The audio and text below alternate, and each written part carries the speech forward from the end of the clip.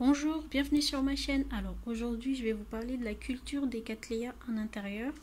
Alors je cultive mes cattléya de trois façons: l'écorce de pin, mousse de sphagne pure et en hydroculture.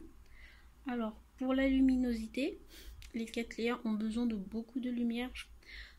Donc les miens je les place vraiment au bord pour qu'elles soient directement en contact avec la fenêtre qui est juste là, et c'est elles qui reçoivent le plus de lumière chez moi. Donc voilà, on va donc commencer avec celles qui sont en écorce de pin. Celle-ci, c'est la plus ancienne de mes cattléya. Lorsque je l'avais achetée, je n'y connaissais pas trop en hydroculture, donc j'ai préféré la mettre en écorce de pin. Au moins, c'est une méthode sûre. Comme ici, c'est un mix d'écorce de pin et de mousse de sphagne. J'ai arrêté de faire ce mix, mais ça lui convient très bien, surtout avec le système racinaire qu'elle a.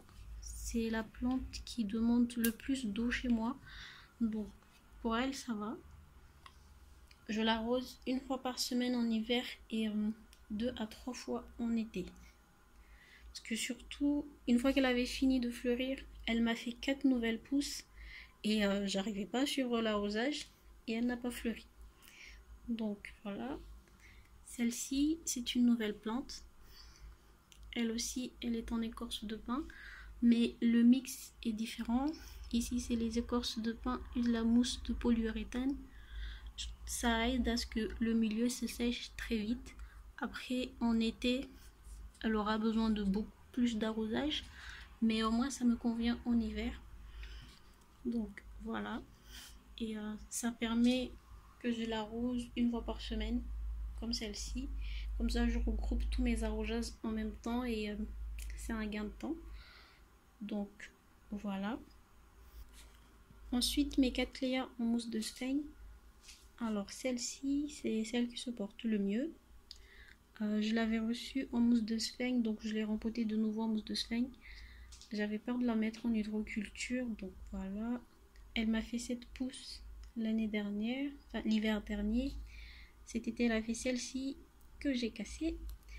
Et là, elle me fait une nouvelle pousse. Donc niveau arrosage, c'est aussi une fois par semaine, mais avec beaucoup moins d'eau que mes plantes en hydroculture, parce que la mousse de sphagne absorbe énormément d'eau, donc il ne faut pas qu'elle soit complètement saturée en eau. Surtout en hiver, c'est vraiment pas bon pour les plantes, mais ça aide à l'enracinement des plantes. Donc celle-ci, c'était un ratage d'hydroculture et j'ai mis en mousse de sphagne.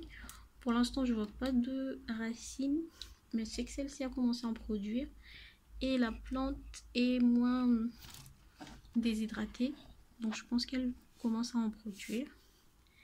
J'ai celle-ci qui a déjà produit des racines. Vous voyez là au fond du pot. Et j'ai celle-ci qui vient de finir de fleurir. Je crois que je vous l'avais présentée soit le mois dernier peut-être. Et vous voyez des racines aériennes, mais je crois que c'est celle qui a le plus de racines aériennes. Elle aussi, elle est en pure mousse de sphagne.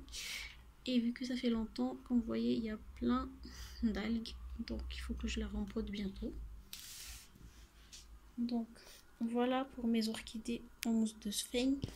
Et ensuite, alors mes plantes en hydroculture, la plupart de mes cattléya sont en hydroculture. Non, la quasi-totalité. C'est ma méthode préférée. Donc on va commencer par les deux plus anciennes. Comme vous voyez, j'ai celle-ci qui est gigantesque. Et bientôt elle va fleurir. Donc voilà. Et celle-ci qui vient de finir cette pousse, qui est encore verte, comme vous pouvez le voir. Et j'espère qu'elle va fleurir, mais ça je sais pas encore. Niveau racinaire, bah, surtout celle-ci, elle m'a fait plein de racines. Comme vous voyez, je peux même la soulever sans problème. Par contre, elles, vu que c'est les plus anciennes, j'ai commencé à avoir des problèmes de dépôt de sel. Parce que vu que l'arrosage est différent, on ne fait pas les méthodes d'arrosage par bain. Vous mettez de l'eau et tout l'eau que vous allez mettre, la plante va l'absorber. Donc, il y aura forcément des sels minéraux qui ne seront pas absorbés par la plante. C'est pour ça qu'il faut faire des bains une fois par mois à peu près. Moi, je ne l'ai pas fait. Et mes cattleyas ont commencé à avoir des racines. Je pense que c'est des brûlures. Donc, je l'ai fait. Et comme vous voyez, celle-ci, elle commence à bien pousser. Donc, c'est à prendre en compte si vous faites de l'hydroculture. Niveau de mes phalaenopsis, franchement, j'ai jamais eu de problème. Et j'ai jamais fait de bain. Donc, voilà. Celle-ci, qui est une petite cattleya. Alors, j'avais eu du mal à ce qu'elle commence à faire des racines. Donc, j'ai mis une couche de mousse de sphinx. Et franchement, ça a beaucoup aidé. Comme vous voyez, maintenant, il y a des racines. Donc, si vous avez du mal à ce que votre plante fasse des racines en hydroculture, essayez une couche de mousse de sphinx. Ça va augmenter l'humidité et ça sera bénéfique pour la plante. Celle-ci, elle m'a fait 7 pouces là cet été. Elle est en train de faire celle-ci. Et comme vous voyez, elle n'a pas eu besoin que je mette de la mousse de sphinx. Ça fonctionne très bien. Donc au niveau de l'arrosage, comme je vous ai dit, le plus important, c'est l'adaptation. Il faut que vous vous adaptiez à vos conditions. Chez moi, il fait très froid. Donc je préfère avoir le réservoir vide. Pour ça, moi, je mets très peu d'eau. Là, ce niveau est largement suffisant pour une semaine pour toute cette plante. Parce que les billes vont absorber et transférer vers le haut. Les racines aussi. Comme vous voyez, celle-ci commence à se sécher, mais vous en avez là qui est encore verte. Donc je vais attendre un jour et puis je vais l'arroser. Celle-ci, elle est déjà presque sec, donc je vais arroser. De même pour les autres. Il ne faut pas oublier que en hydroculture, les racines sont adaptées à une forte humidité. Donc il faut éviter de laisser les racines trop sécher. Mais moi, je veux quand même éviter qu'il y ait de l'eau qui stagne au fond du réservoir. Donc c'est pour ça que je ne les remplis pas.